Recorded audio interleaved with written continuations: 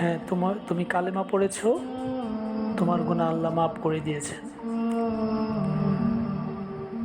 ওই লোকটা বলতে থাকলো, হুজুর আমি তো মারাত্মক গুনাহ করেছি।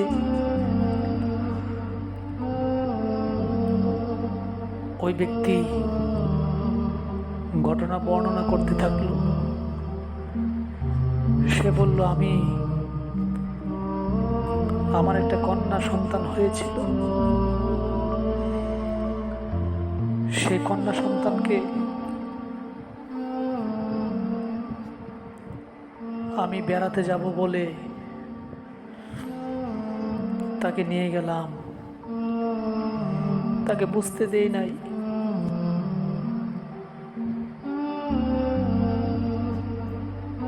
বেড়ানোর কথা বলে আমি তাকে নির্জন জায়গায় নিয়ে গেলাম। ওই নির্জন জায়গায় গিয়ে আমি মাটি খুঁড়তে থাকলাম, গর্ত খোঁড়া আরম্ভ করলাম। আমাকে গর্ত খুঁড়তে দেখে মেয়েটা জিজ্ঞেস করলো, বাবা তুমি গর্ত করতেছো কেন?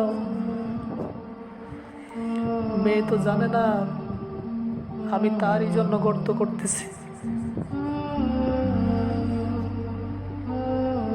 গর্ত করতে গিয়ে আমার দাড়িতে মাটি লেগে যাচ্ছিল, ধুলাবালি লাগছিল। সেই ধুলাবালি মেয়েটা সরিয়ে দিচ্ছিল নিজের হাত দিয়ে।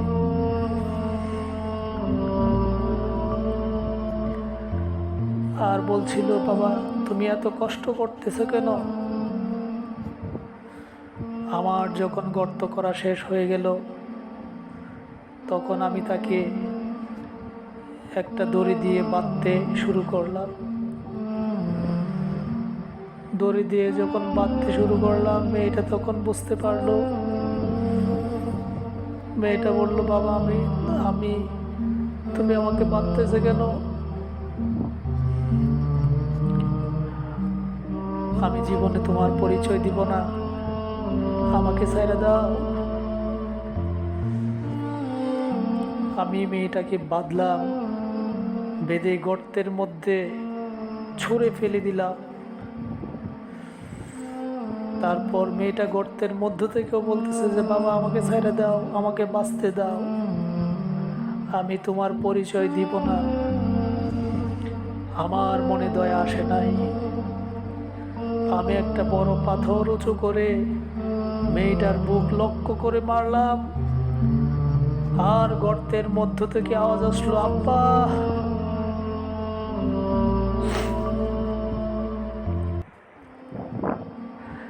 এই ঘটনা লোকটা বলতেছিল। আর আল্লাহর রাসূল, ওনার চোখ থেকে পানি দর দর করে দাড়ি মোবারক ভিজে ভিজে পড়তেছিল।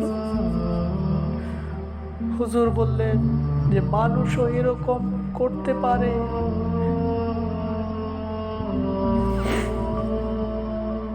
আল্লাহু আকবার।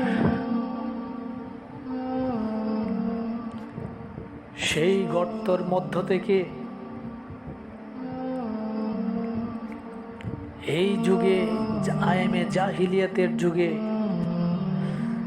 যখন মেয়েদের কোনো মূল্য ছিল না, কন্যা সন্তান হলে পরে গর্তের মধ্যতে জীবিত হত্যা করা হতো। সেই গর্তের মধ্য থেকে আমার ইসলাম, আমার রাসূল মেয়েদেরকে টেনে বের করে রানীর সিংহাসনে বসিয়ে দিলেন। আর বললেন,